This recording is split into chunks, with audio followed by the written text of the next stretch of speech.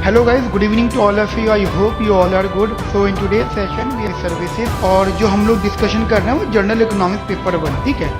तो today is the class number 5 services और जो हम लोग डिस्कशन कर रहे हैं वो जर्नल इकोनॉमिक्स पेपर 1, ठीक है।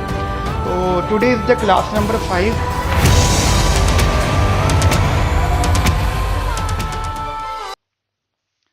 Hello guys, good evening to all of you. I hope you all are good. So in today's session, we are generally continuing our discussion of 2025 previous year paper discussion, Indian Economic Services और जो हम लोग discussion कर रहे हैं वो journal economics paper 1, ठीक है।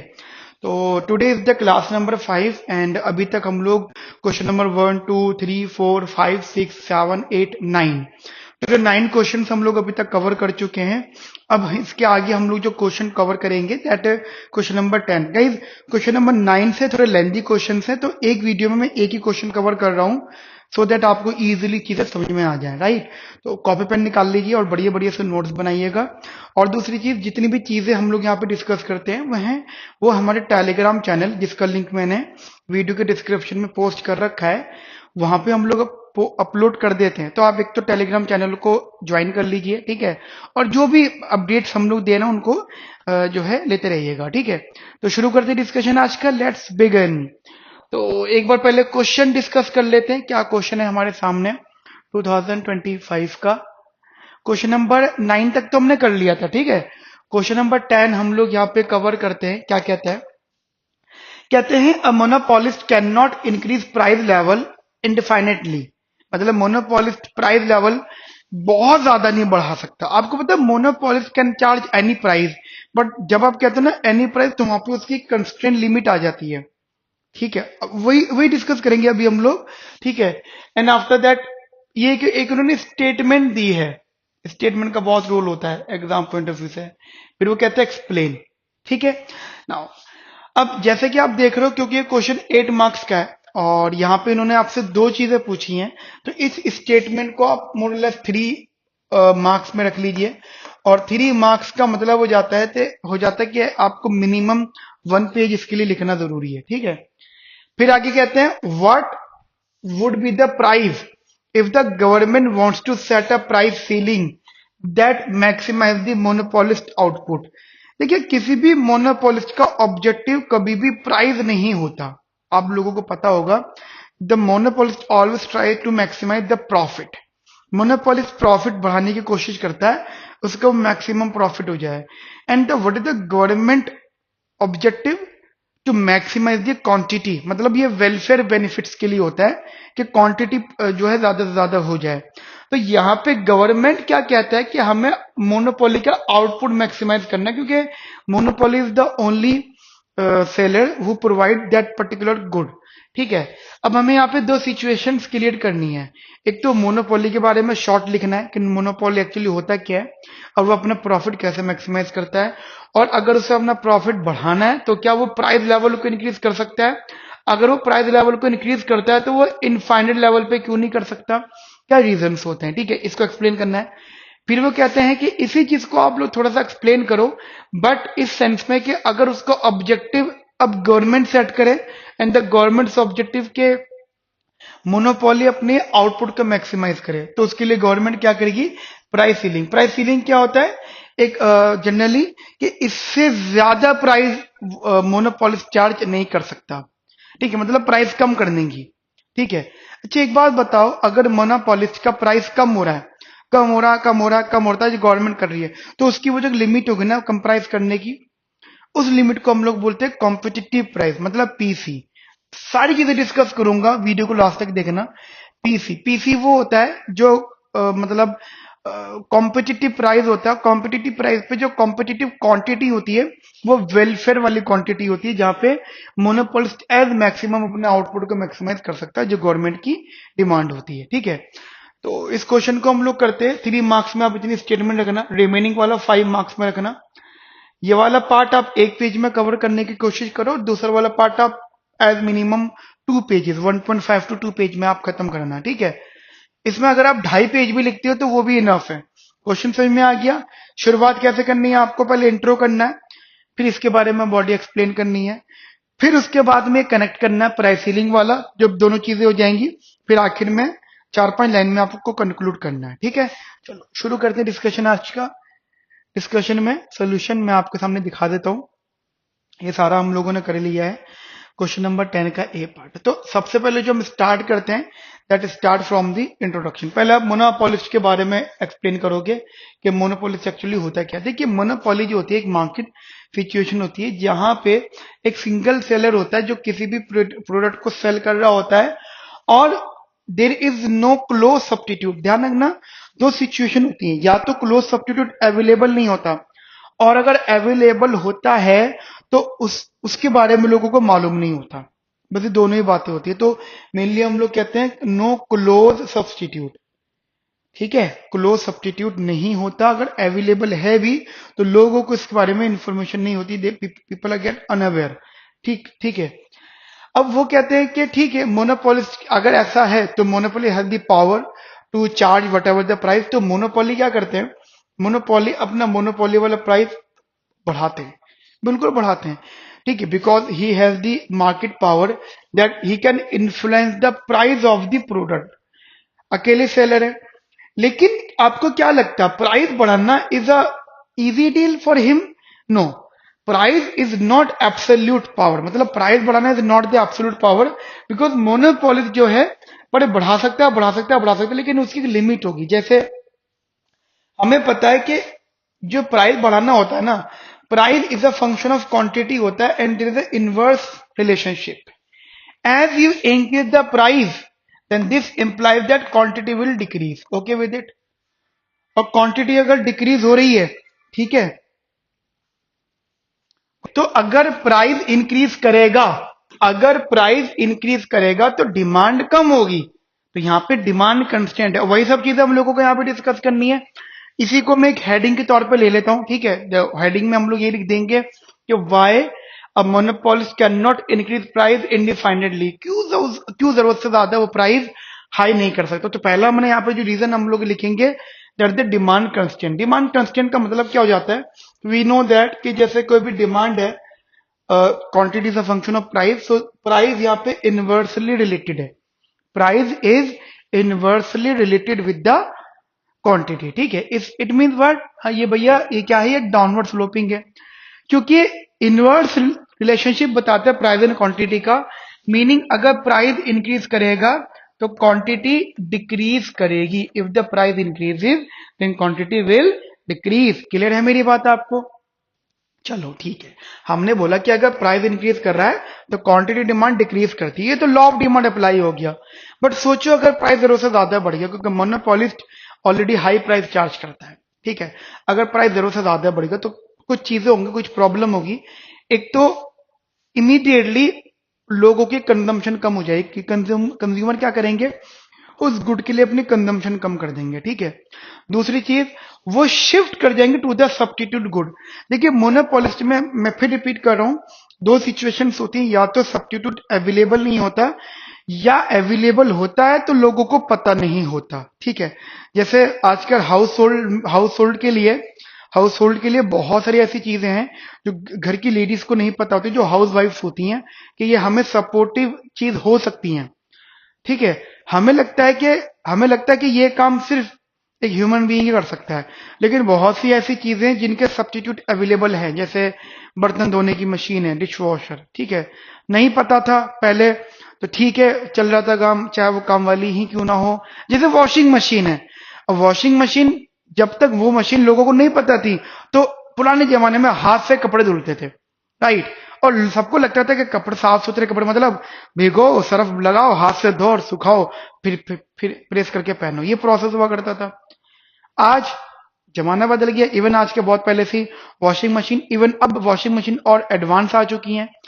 पहले रूल सेट था कि घर की फीमेल ही धोएंगी, क्योंकि उसमें चीजें प्रोसेस होती हैं, है ना, कि ये कपड़ा पहले पानी भरना, डालना, फिर निकालना, प्रोसेस होता है। हम छोटे छोटे थे ना तो देखते थे हमारी मदर जो है कपड़े धोती हैं, ठीक है। अब ऑटोमेटिक है और उससे भी एडवांस चीज है, तो अब मतलब मैं भी कपड़े धो सकता हूं। समझ में आ रही बात? मतलब मेल फीमेल वाला वर्ड ही खत्म हो गया, टेक्नोलॉजी ने वो खत्म कर दिया। तो जो चीज पहले अवेलेबल नहीं थी वो अवेलेबल हुई, और जिन लोगों को पहले नहीं पता था कि वो चीज अवेलेबल है फिर बाद में लोग अवेयर हुए। तो मैं वही चीज बोल रहा हूँ कि अगर आपको लगता है कि कोई कमोडिटी महंगी होती है तो पीपल जो लोग जो होते हैं शिफ्ट कर लेते हैं, तो सब्स्टिट्यूट ढूंढ लेते हैं। मोनोपोलिस्ट को लगता था कि उसके गुड का सब्स्टिट्यूट नहीं है, बट है, जुगाड़ सब कुछ है। या फिर अगर नहीं मिलता है तो दे लीव द मार्केट, कहता मैं खरीदना ही नहीं है चीज, ठीक है। तो पॉइंट क्या है कि जो डिमांड होता है ना, वो एक प्रकार का नेचुरल लिमिट होता है प्राइसेस पर, जो भी वो जो है सेलर उस पर चार्ज कर रहे हैं। तो पहला तो रीजन आपने बोला डिमांड कंस्टेंट, तो first reason is the demand constant. Another reason is what? That the effect on total revenue. देखिए and of the day the monopolist wants what, कि वो अपना प्रॉफिट मैक्सिमाइज करता है। प्रॉफिट फॉर्मूला होता है टोटल रेवेन्यू माइनस का total cost. अब जो टोटल रेवेन्यू है ये हाई होगा तब ये मैक्सिमम होगा, जब ये कम होगा तब भी ये मैक्सिमम होगा। तो फिलहाल अगर हम टोटल रेवेन्यू देखते हैं तो उसका फॉर्मूला होता है प्राइस मल्टीप्लाई बाय क्वांटिटी। अब हमें पता है कि let us suppose if the monopolist increase the prices, तो पी इंक्रीज करेगा, लेकिन प्राइस इंक्रीज करने से क्वांटिटी कम होगी, ये रूल पता है बिकॉज लॉ ऑफ डिमांड है। इसे हम कहते हैं लॉ ऑफ डिमांड, ठीक है, इसे हम लोग कहते हैं law of demand. So that the total revenue does not necessarily increase with the price. जरूरी थोड़ी कि प्राइस बढ़ने से बढ़ेगा नहीं, कभी कभी क्या होता है कि प्राइस बढ़ाने की वजह से लोग अपनी डिमांड इस कदर कम कर लेते हैं कि टोटल रेवेन्यू कम हो जाता है, ठीक है। तो एक ही अंडरस्टैंडिंग आप लोग रखना, ये दूसरा रीजन है। तीसरा है प्रॉफिट मैक्सिमाइजेशन कंसिडरेशन। देखिए हम लोगों को पता है कि किसी भी मोनोपोलिस्ट का ऑब्जेक्टिव हमेशा मैक्सिमाइज प्रॉफिट होता है, ना कि प्राइस, ठीक है। वो हमेशा अपना आउटपुट वहां पे प्रोड्यूस या सेल करता है जहां पे एम इक्वल टू एमसी होता है, और जो प्राइस होते हैं दे आर बेसिकली हमारे डिमांड कर्व पे लाई करने चाहिए। तो मोनोपोलिस्ट जो होता है वो अपने प्रॉफिट मैक्सिमाइजिंग प्रिंसिपल के अकॉर्डिंग चलता है, ठीक है। तो एक ये वाला पार्ट जो क्वेश्चन था ये आपने कवर किया, दैट द स्टेटमेंट बिहाइंड, ये वाला जो स्टेटमेंट यहां से लेकर यहां तक की थी, अपनी स्टेटमेंट कवर कर दी। क्लियर है? 3 मार्क्स में इज मोर देन इनफ, ये हमने एक्सप्लेन किया। फिर अगला वाला पार्ट हम लोग कवर करेंगे, what would be the price if the government wants to set a price ceiling that maximises the monopolist output. Okay, अब अगला वाला हम लोग यहां पे कवर करते हैं, या प्राइस सीलिंग। ओके, कहां गया ये वाला? चलिए देखिए, जब आप ये वाला क्वेश्चन लिखते हो ना तो आपको ना हेडिंग पे लिखना पड़ेगा कि आप बात क्या कर रहे हो, ठीक है। What are you basically talking about, you need to write it on the heading. That price ceiling impose by the government. Price ceiling का मतलब क्या होता है, पहला प्राइस सीलिंग को एक्सप्लेन करो। एक्चुअली एक लीगल मैक्सिमाइजेशन प्राइस होता है जो गवर्नमेंट सेट करती है, और ये हमेशा मोनोपोली के प्राइस से कम होता है, it is lower than the monopolist price. और इसका ऑब्जेक्टिव होता है कि आउटपुट बढ़े, क्योंकि हम लोगों को पता है कि जैसे ये प्राइस है which is a function of a quantity, there is a inverse relationship. अब अगर प्राइस कम होगा तो क्वांटिटी इंक्रीज करेगी, प्राइस बढ़ रहा था क्वांटिटी कम हो रही थी, लेकिन रूल ये भी तो है कि प्राइस कम होगा तो क्वांटिटी इंक्रीज भी करेगी, ठीक है। तो वो यहाँ पर रूल सेट होगा। अब हम लोग एक्चुअली ये ऑब्जेक्टिव क्या होता है, इससे ना कंज्यूमर वेलफेयर इंक्रीज होता है इकोनॉमी का। It is basically supports to increase the consumer welfare. अब हम लोग यहाँ पे मोनोपोली की सिचुएशन समझ लेते हैं। जैसे मोनोपोली इक्विलिब्रियम है, हम लोग दो तरीके से रखते हैं। एक तो विदाउट रेगुलेशन। विदाउट रेगुलेशन मतलब मोनोपोली को आजाद कर दो, जैसा कि आप मान लो डायग्राम है, ये डिमांड कर्व है, ये एमआर कर्व है, और ये मार्जिनल कॉस्ट कर्व है, ये एवरेज रेवेन्यू, ये मार्जिनल रेवेन्यू, ये जहां पे इक्विलिब्रियम आया, ये एग्जांपल पीई, और ये पीएम मोनोपोली। तो monopoly can charge what ever the price, ठीक है। तो एक्चुअली होता है कि जो मोनोपोली का प्राइस होता है ना, विच इज ग्रेटर देन और equal to M R is equals to M C. तो monopolist price is weakly greater than और equal to M R is equals to M C. यहां तक मेरी बात आपको अच्छे से समझ में आती है, ठीक है। चलो, लेकिन अगर हम लोग यहाँ पे प्राइस सीलिंग करते हैं और ऑब्जेक्टिव रखते हैं output maximize, because price ceiling means if you reduce the price your output will increase. Concern क्या होगा, जैसा कि मैं आपको डायग्रामेटिकली एक्सप्लेन करता हूं। ये जैसे डिमांड कर्व है, ये एमआर कर्व है, ये मार्जिनल कॉस्ट कर्व है, ये जनरली यहाँ पे कट कर रही है। एग्जाम्पल मैं आपको दे रहा हूं इधर, ठीक है, ये वाला पॉइंट है और P is equal to M C, तो this is the Q C, this is the Q M, तो Q C is greater than Q M. Clear?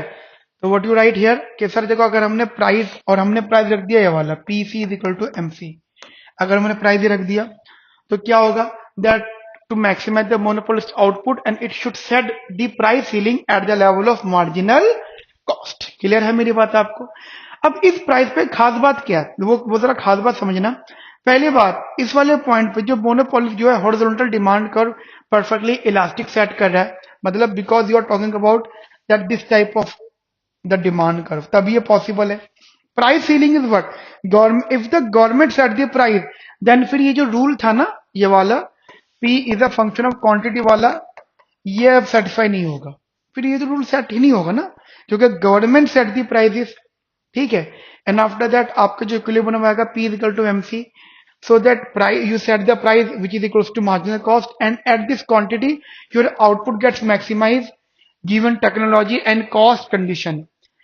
Concept समझो कि अगर P is equal to MC है तो जो जो मोनोपोलिस्ट है उसके पास में अब उसके बाद कोई इंसेंटिव नहीं होगा कि वो अपना आउटपुट बढ़ा सके। QC is the maximum quantity produced और sell by the monopolist and PC is the lowest price which is charge by the monopolist. इससे नीचे तो वो कहेगा मुझे माफ करो, क्योंकि वो कहेगा मैं जा ही रहा हूं छोड़ के मार्केट, मोनोपोलिस्ट, ठीक है। तो एक स्टेटमेंट आप लोग को अपने माइंड में रखना। थोड़ा सा ग्राफ भी एक्सप्लेन करें, ठीक है। वैसे तो मैंने मार्जिनल कॉस्ट कैसे बना दिया है, ठीक है। अब ये जो कर्व है क्लियर करके चलना, if the government set this price, this is the demand curve. पहले डिमांड कर्व क्या था, ये वाला डाउनवर्ड स्लोपिंग। अब डिमांड कर्व ये है, क्यों डिमांड कर्व है, बिकॉज दिस इज प्राइस, ये कॉम्पिटिटिव नहीं, this is government set price, ठीक है। ये गवर्नमेंट ने प्राइस सेट करा, ये वो प्राइस है। समझ में आई मेरी बात आपको बढ़िया से, बिंदास से? तो ये आपने रखा, तो आप देख पा रहे हो ये क्यू एम है और ये क्यू सी है, and Q C is greater than Q M, ठीक है। यहां तक चीजों को आप लोग अपने माइंड में रखिएगा एंड सो ऑन। बाकी एक छोटा सा कंपैरिजन जरूर करिएगा कि मतलब monopoly with no regulation and with the price ceiling at marginal cost, ठीक है। तो अगर रेगुलेशन नहीं है तो PM is greater than MC मान के चलते हैं और आउटपुट QM है, लेकिन अगर रेगुलेशन हो तो PC equals to MC and QC आएगा which is greater than the monopoly quantity. Conclusion में आपको दोनों बातें बतानी है। कंक्लूजन में आपने ये भी समझाया है कि why the monopolist can not increase the price, ठीक है, क्योंकि प्राइस क्यों नहीं बढ़ा सकता वो भी एक्सप्लेन करना है। फिर एक पॉइंट में आपको ये बताना है कि हमारा जो इक्विलिब्रियम आता है वो MR इक्वल टू MC के बेसिस पे आता है। फिर एक स्टेटमेंट आपको ये देनी है कि गवर्नमेंट जो है आउटपुट मैक्सिमाइज करना चाहती है मोनोपोलिस्ट का, तो इसके लिए they will set the price ceiling equal to the marginal cost. यहाँ पे PC is not the competitive price, it is a price ceiling, it is basically the price ceiling. Okay, तो ये स्टेटमेंट आप लोग अपने माइंड में रखिएगा। Clear है? अब इसका जो अगला क्वेश्चन है 10th का बी पार्ट, वो मैं आपको दिखा देता हूं दोस्तों। यहाँ पे 10th के बी पार्ट में मैं आपको पहले ही बता रहा हूं, जो डायग्राम है वो मैं थोड़ा सा चेंज करूंगा, ठीक है। डायग्राम जो बना रखा है इसमें वो मैं थोड़ा सा चेंज करूंगा अभी।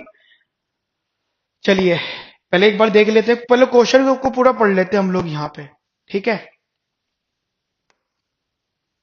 रीड करिएगा। कहते हैं the competitors will match the price reduction more closely than the price increase. Competitors जो है, अगर प्राइस मतलब जैसे दो फर्म्स हैं, ऑब्वियसली बात है, फ्यू सेलर्स है, ओलिगोपोली है, तो अगर कोई एक फर्म प्राइस को कम करती है तो दूसरी इंस्टेंटली अपना प्राइस कम कर लेगी, एकदम से रिस्पॉन्ड करेगी। लेकिन अगर वही फर्म अगर प्राइस बढ़ाएगी तो दूसरी फर्म एकदम से प्राइस नहीं बढ़ाएगी, वो थोड़ा सा समय लेगी, चीजों को देखेगी, समझेगी, फिर वो डिसीजन लेगी। अच्छा, क्वेश्चन ये है कि जैसे ये एक स्टेटमेंट ही है, ठीक है, स्टेटमेंट हो गई। अब वो कह रहे हैं कि आप इसको एक्सप्लेन करो, ठीक है, इस बात के रीजंस एक्सप्लेन करो and with the using of king demand curve model. अब आप लोगों ने मेरे ख्याल से ओलिगोपोली जब पढ़ा था मेरे साथ में या कैसे भी आपने स्टडी करा था, तो वहां पे एक मॉडल पढ़ा था, किंग डिमांड कर्व मॉडल, जो जनरली पॉल स्वीजी, एक इकोनॉमिक्स टाइम पॉल स्वीजी, उन्होंने बताया था। एक्चुअली इनका मानना ये था कि जैसे मान लीजिए नॉर्मल सिचुएशन है, डिमांड कर्व बना हुआ है, डिमांड कर्व डाउन स्लोपिंग। अब और ये ओलिगोपोली है, मतलब फ्यू सेलर्स हैं। अब एक सेलर ने क्या करा, अपने कमोडिटी के प्राइस को थोड़ा सा कम कर दिया। अभी मैं डायग्राम वगैरह सब दिखाऊंगा, पहले चीजों को समझ लो। उसने क्या करा, अपने कमोडिटी के प्राइस को कम कर दिया। तो जैसे उसने प्राइस को कम किया, तो एकदम से मतलब एक बहुत सारी मार्केट जो है उसकी कमोडिटी की तरफ आ गई। ठीक है, जनरली ये एग्जांपल है।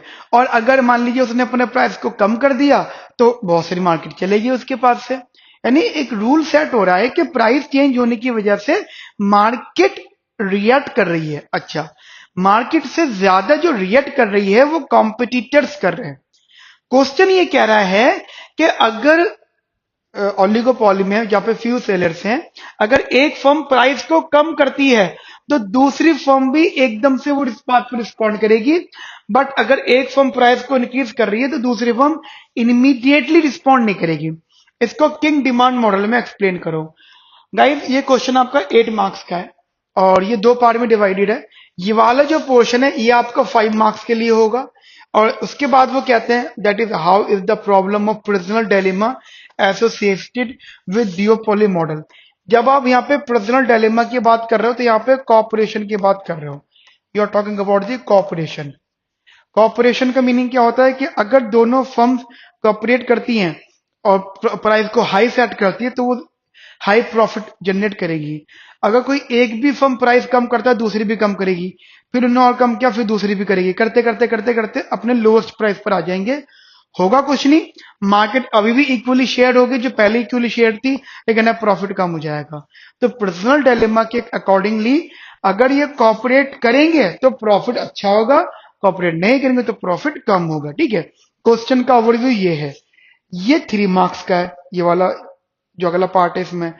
तो करना क्या है, इसमें आपको 2 पेजेस फिल करने हैं, मतलब 2 पेजेस में अच्छे से आंसर लिखना है। इसमें आप एक पेज भी कर देते हो इट्स मोर देन इनफ। तो टोटल आपको 3 पेजेस 8 मार्क्स के क्वेश्चन में करने हैं। क्लियर? लिखना कैसे, इंट्रो और कंक्लूजन पे फोकस बहुत ज्यादा करना, क्योंकि इंट्रो करते हुए आप ऑब्वियस बात है किंग डिमांड मॉडल एक्सप्लेन करोगे, पर्सनल डायलेमा वगैरह नहीं करोगे। लेकिन जब आप कंक्लूड कर रहे होंगे तो आपको तीनों चीजें डिस्कस करनी है, मतलब किंग डिमांड मॉडल भी, कॉम्पिटिटर्स का रिएक्शन भी और पर्सनल डायलेमा भी। ठीक है, शुरू करें डिस्कशन। चलिए एक बार मैं आपको अपना आंसर यहाँ पे दिखा भी देता हूँ कि मैंने किस तरीके से आप लोगों के लिए इसको लिखा है। पहले हम लोग किंग डिमांड मॉडल को थोड़ा सा एक्सप्लेन करेंगे, थोड़ा सा इंट्रो करेंगे। देखिए, इकोनॉमिक्स थे जिनका नाम था पॉल स्वीजी, उन्होंने इसी चीज को एक्सप्लेन किया था। इन्होंने प्राइस रिजिडिटी को एक्सप्लेन किया। ठीक है, एक होता है प्राइस फ्लेक्सिबिलिटी, कोई कुछ भी प्राइस रख रहा, एक होता है प्राइस रिजिडिटी। उनका मानना यह था कि ऑलिगोपोली मार्केट में जहां पे फ्यू सेलर्स होते हैं, फ्यू सेलर्स, ये मैं समझा रहा हूं आप लोगों को, firms are interdependent and each firm pricing decision affect the behavior of its rivals. The firm takes into account the reaction of its competitors before deciding to change its price. आपने, मैं आपको एग्जांपल देना चाहूंगा, आपने Coke और कैंपा, ये दोनों example ले लो, क्योंकि कोको कोला की मार्केट थोड़ी बड़ी थी और कैंपा अभी आई है कुछ टाइम पहले। और कैंपा ने क्या करा, कोक जितनी क्वांटिटी ऑफ कोल्ड ड्रिंक दे रहे थे उतनी equally quantity of cold drink की उन्होंने डिजाइन सेट करे, बट प्राइसेस में कमी कर दी। ठीक है, जैसे एग्जांपल मैं आपको दे रहा हूं, जैसे कोक की 2 लीटर्स की 100 या 95 रुपीज की होती थी, इन्होंने 80 रुपीज और उससे भी कम कर दिए। इन्होंने जो डिस्ट्रीब्यूटर से उनको बहुत ज्यादा कमीशन दिया एज कंपेयर टू दिस। तो हुआ क्या इससे, अब कोक ने इमीडिएटली, आपको पता होगा कि कोक ने भी अपने प्राइसेस कम कर दिए, 2 लीटर्स ऑफ बॉटल कम कर दी। इवन अब दूसरी कंपनी जो है, जैसे कंपनी नहीं मतलब जो दूसरे सब्स्टिट्यूट है, फैंटा है, थम्स अप है, पेप्सी है, इन्होंने भी थोड़े बहुत इसके हिसाब से रिएक्ट करा। लेकिन अब काफी देर हो चुकी है। ठीक है, अब कैंपा मार्केट कैप्चर कर चुके हैं। तो सोचो कैंपा ने जो अपने प्राइस डिसीजन लिए थे उसने वो अपने लिए लिए थे, कोक की तरफ तो उन्होंने देखा भी नहीं था, बट कोक की मार्केट अपने आप ही खत्म हो गई, और खत्म नहीं हुई, अपने आप कम हो गई। ठीक है, कंपटीशन ही दे रहे हैं जनरली अपने अपने तरीके से। तो ये पॉल स्यूजी ने बताया था। इस चीज को हम किंग डिमांड कर्व मॉडल के हिसाब से एक्सप्लेन करते हैं। एक्चुअली होता है क्या है, इनिशियली मान लो कोई फर्म है पी नॉट क्यू नॉट पे काम कर रही हो, फर्म का ये बिलीव है कि जो कंपटीटर्स हैं वो उसके प्राइस इंक्रीज और प्राइस डिक्रीज में थोड़ा सा डिफरेंटली रिएक्ट करेंगे। मैं यहाँ पे दो सिचुएशन लेता हूँ, प्राइस इंक्रीज और प्राइस डिक्रीज। मान लीजिए जैसे हमने पहला केस लिया प्राइस इंक्रीज का, कोई फर्म है, suppose the firm raises the price और पी नॉट मतलब एक सेट कर रखा है, वो प्राइस उन्होंने यहाँ पे रखा। अब जो आपकी राइवल फर्म्स हैं, दूसरी कॉम्पिटिटर से rival firm are not expected to follow this price. क्यों? क्योंकि प्राइस इंक्रीज करे। एक बात बताओ, कोक वाले अगर प्राइस इंक्रीज करते हैं इनिशियली, तो क्या ये जरूरी है कि कैंपा भी अपना प्राइस इंक्रीज करेंगे? नहीं, कोई जरूरी नहीं, बढ़ा भी सकते हैं। बढ़ाएंगे तो जरूर चलो। जैसे हमको पता है कि जियो का जो प्राइजेज है, जियो नेटवर्किंग के, जियो सिम के, जो जियो नंबर के प्राइजेज है वो बढ़ गए, और पहले वही डिसीजन ले रहे हैं। अब दूसरे एयरटेल वोडाफोन ये भी बढ़ा देते हैं। तो लेकिन ये इमीडिएट चेंज नहीं करते, ये थोड़ा समय लेते हैं। बात यहाँ पे ये नहीं हो रही है कि चेंज हो रहा नहीं हो रहा, बात यहाँ पे हो रही है क्या चीज पहले रिस्पॉन्स हो रही है। प्राइस डिक्रीज वाला रिस्पॉन्ड इमीडिएट है, प्राइस इंक्रीज वाला थोड़ा ग्रेजुअल है, ये ध्यान रखना, ये आपको एक्सप्लेन करना है। अब उनको पता था कि प्राइस तो इंक्रीज होगा नहीं, सो कंज्यूमर जो है, मतलब उन्हें पता है कि अगर एक फर्म ने अपना प्राइस इंक्रीज कर दे तो कंज्यूमर लार्ज लेवल पे दूसरी फर्म की तरफ चले जाएंगे, जैसे कैंपा की तरफ लोग जा चुके हैं। इवन हमने भी खुद कैंपा खूब पी है। ठीक है, अब कोई भी आता है कैंपा, क्योंकि सस्ते पड़ रही है यार, मतलब सेम क्वालिटी, गिलास में पलट दो, आइडेंटिफाई करके दिखा दो, अगर हाईली टेस्ट सेंसिटिव नहीं हो आप। हुआ क्या, फर्म ने मार्केट लूज करी अगर प्राइस इंक्रीज किया था, ठीक है, और उनकी सेल में कमी होगी। इस वजह से जो डिमांड कर्व था, जो पॉइंट ये था ना कि मान लीजिए कोई प्राइस, जैसे डायग्राम है, मान लो ये डिमांड कर्व था, ये हमारा एक इक्विलिब्रियम था, ये पी नॉट और क्यू नॉट। अब हुआ क्या, प्राइस उन्होंने इससे ऊपर कर दिया, तो इसके ऊपर का जो डिमांड कर्व है थोड़ा बहुत अफेक्ट होगा। तो इसके ऊपर का जो प्राइस होगा, दैट जो किंग है वो हाईली इलास्टिक होगा, तो इसका आप इलास्टिक रीजन बोलोगे, क्योंकि उन्होंने प्राइस इंक्रीज किया। मैं एग्जांपल दूं, मान लो इन्होंने प्राइस इंक्रीज कर दिया, तो यहां के बाद से हाईली इलास्टिक हो जाएगा। तो कोई भी प्राइस इंक्रीज हो रहा है, that will leads a large fall in the quantity demanded. ठीक है, अभी इसका बहुत डिटेल डायग्राम बनाऊंगा मैं आपके लिए। दूसरा है प्राइस रिडक्शन। मान लीजिए एक फर्म ने प्राइस कम की है, ठीक है, जो राइवल फर्म है, ऑब्वियसली बात है, he respond immediately and match the price reduction, जिसकी वजह से जो फर्म है, that firm can not gain any significant advantage over its competitors. भाई जैसे एक फर्म ने अपना प्राइस कम किया तो दूसरी फर्म ने भी कम कर दी है। जैसे कोक पहले कम करती थी, पेप्सी भी इमीडिएटली कम कर दिया करती थी, तो दोनों हमेशा बराबर रही। लेकिन जब कैंपा आई तो कैंपा ने बहुत ही कम कर दिए, वो फॉलो नहीं हुआ, ठीक है, बट रिस्पॉन्ड तो वहां पे भी किया गया था।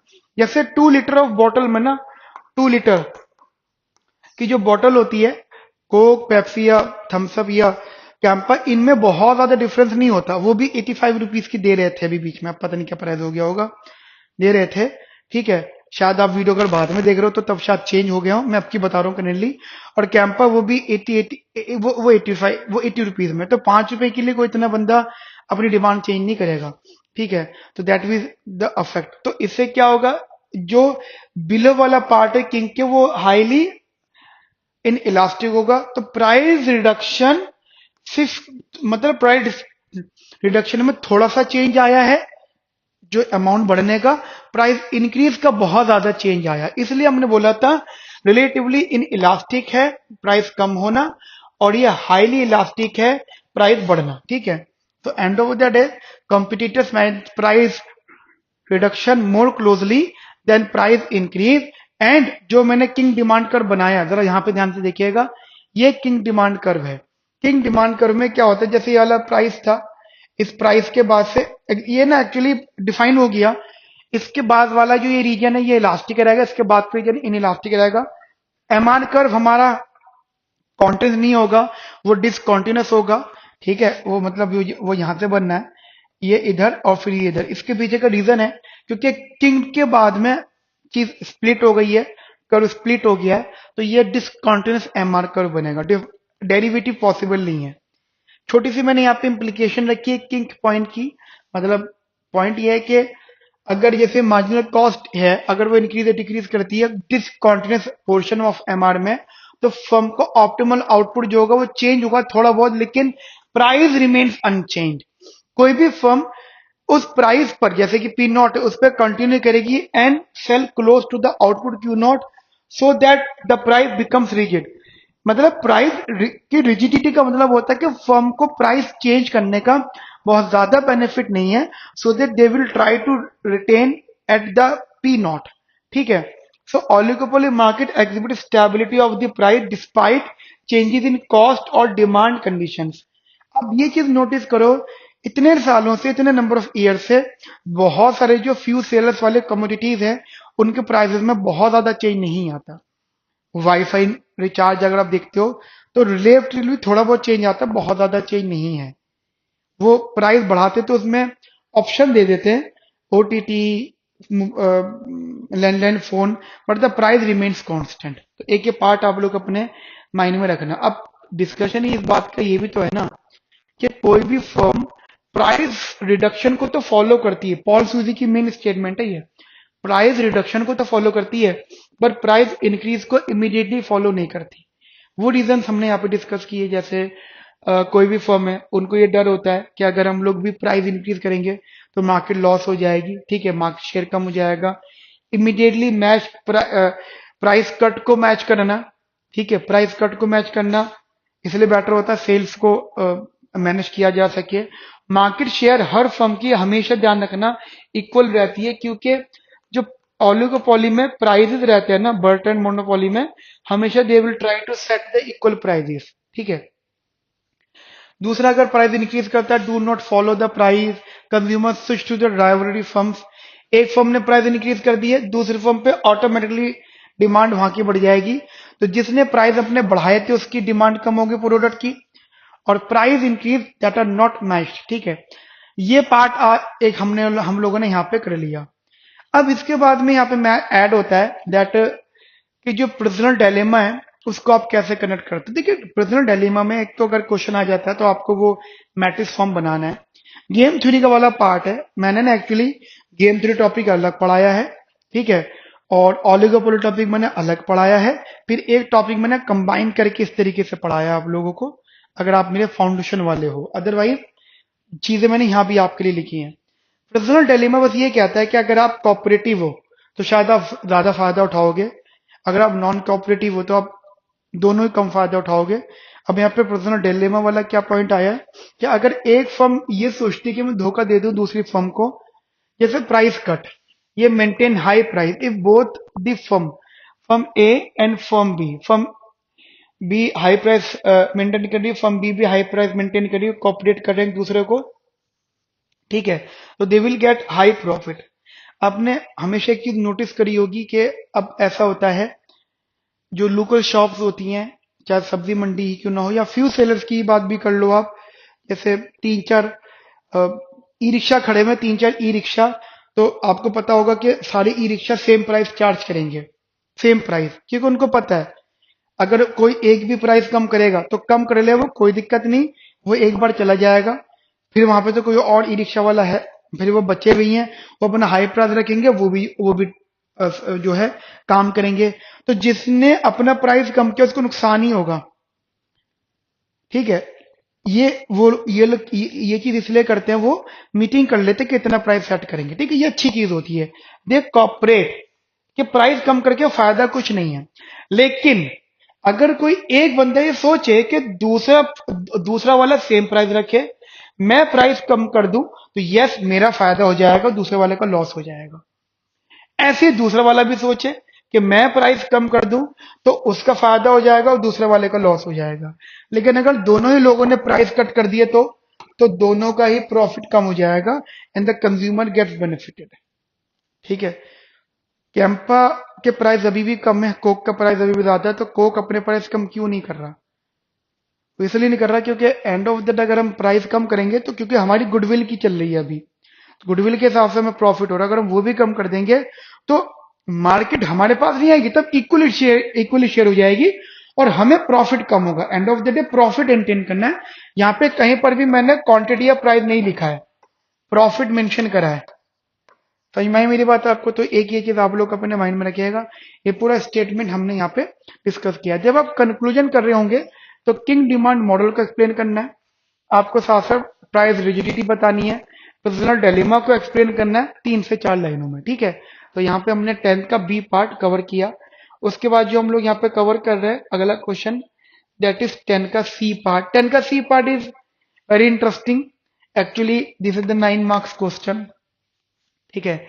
And it is a numerical आती है, मुझे खुशी होती है। अगला क्वेश्चन क्या आता है एक बार रीड कर लीजिए मेरे साथ में, इसको मैं पानी ले लेता हूं।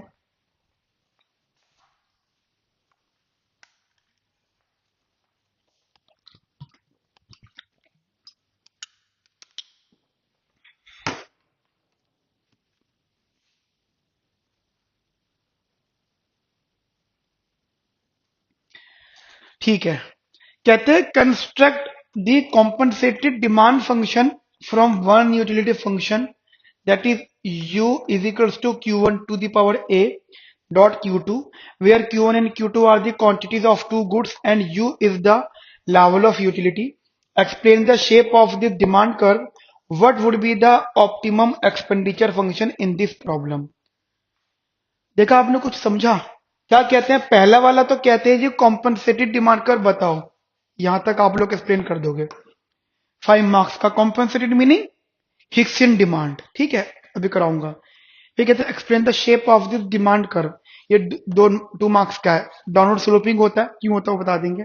What would be the optimum expenditure function in this problem, ये 2 मार्क्स का, ठीक है। न्यूमेरिकल है पूरा और सारे मार्क्स डिफाइंड है। बस इस वाले पार्ट में आप थोड़ा सा एक्सप्लेन कर देना है कॉम्पनसेटेड डिमांड फंक्शन के बारे में, ये हिक्सन डिमांड फंक्शन के बारे में, ठीक है। थोड़ा बहुत आप यहाँ पे एक्सप्लेन कर दो, that is more than enough. ये वाला पार्ट है, ठीक है।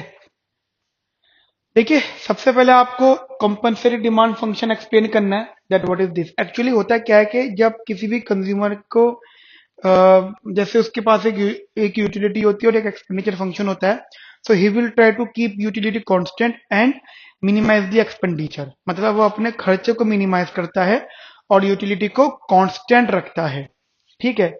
अब यूटिलिटी कांस्टेंट हो गई और खर्चा मिनिमाइज होगा, तो ये पहली बात तो ये स्टेटमेंट होती है हिक्सन डिमांड की। So this is the Hickson demand. Number one thing. Number two thing, that we have the utility function u is equals to q1 to the power. अब देखिए क्वेश्चन में what I am basically trying के जैसे question में यहाँ पे q1 to the power a, q to the power ऐसे दे रखा है u, मैंने थोड़ा सा चेंज किया यार, मेरा मन वैसे मैंने एक ही टर्म में भी सॉल्व किया था, बट ये ना मैं 2024 का पेपर था, उसमें सिमिलर प्रेफरेंस था, तो मेरे को मन नहीं करा, तो मैंने क्या करा, ए को हाफ रख लिया। आपकी मर्जी है, मर्जी इन सेंस नहीं है, आपको एक ही टर्म में सॉल्व करना है, मैंने थोड़ा सा मॉडिफाई कर दिया, मतलब मुझे मेरा मन कर रहा था। आप मत करना पेपर में, ठीक है, पेपर में आप लोग मत करना। तो सबसे पहले एक्सपेंडिचर मिनिमाइजेशन प्रॉब्लम, हमने अपना एक्सपेंडिचर लिखा दैट P1 Q1 प्लस का P2 Q2, so this is my expenditure, and to keep the utility constant that u is equals to q1 to the power half into q2। अब हम लोग यहाँ पे क्या करेंगे, लेग्रांज मल्टीप्लायर लगाएंगे। Lagrange multiplier हर उस जगह लगता है जहां पे पूरी इक्वेशन ट्वाइस डिफरेंशिएबल हो एंड द कम्युनिटीज आर, मतलब utility function is convex. Lagrange function दो सिचुएशन में लगता है, जब आपके फंक्शन ट्वाइस डिफरेंशिएबल हो, दूसरा कॉन्वेक्स प्रेफरेंस हो, ठीक है, दूसरा कॉन्वेक्स प्रेफरेंस हो, ठीक है। पहले आपने फर्स्ट ऑर्डर कंडीशन सॉल्व करी, आपने पहले इसको Q1 के रिस्पेक्ट में डिफरेंशिएट किया, फिर आपने इसको Q2 के रिस्पेक्ट में किया, फिर आपने इसको लैम्डा में किया, चीजों को सॉर्ट आउट कर, you will get the value Q2 is equal to this, ठीक है। ये आपकी फर्स्ट इक्वेशन। अब आपको क्या करना है, कॉम्पनसेटेड डिमांड फंक्शन को डिराइव करना है। You simply put the value in the utility function आपने यहाँ पे रखी and you will get the outcome that Q1 is equals to U P2/2 P1 to the power 2/3। ठीक है, अगर आप इसको हाफ नहीं रखते तो ये ए के टर्म में आंसर आता और कुछ नहीं। ठीक है, उसके बाद Q2 के लिए वही सिमिलर प्रोसेस किया, then you will get Q2 Hicksian demand. तो आपकी हिक्सन डिमांड आ गया। अब वो कहते हैं what is the shape of the compensated demand curve. देखिए आपको ये देखना है कि जैसे Q1 है ना, तो Q1 P1 के साथ में कैसे रिलेटेड है। जैसे आप देखते हो, जैसे Q1 है तो Q1 और ये डिनोमिनेटर में P1 है, तो इट इज इनवर्सली रिलेटेड ना, ये इनवर्सली रिलेटेड है। समझ में आई मेरी बात? It is basically inversely related, so that आप क्या सकते हो कि हाँ, अगर अगर P1 इंक्रीज करता है तो Q1 डिक्रीज करेगा। तो compensatory demand curve for good one is downward sloping and similar statement for commodity good two. ठीक है, कम्युनिटी टू। ठीक है, ये डाउनवर्ड स्लोपिंग दोनों हो जाएगा। तो कॉम्पनसेटरी डिमांड कर्व जो होते हैं, बस एक बात ध्यान रखना, they are relatively flatter than ordinary demand curve. मतलब ये ये जो ये कंपनसेटेड या अनकंपनसेटेड, बस इतना फर्क क्लियर रखना कि जो कंपनसेटेड डिमांड फंक्शंस होते हैं वो लिटिल बिट फ्लैटर होते हैं। ठीक है, अच्छा अब उन्होंने आगे बोला है कि what is the optimum expenditure function.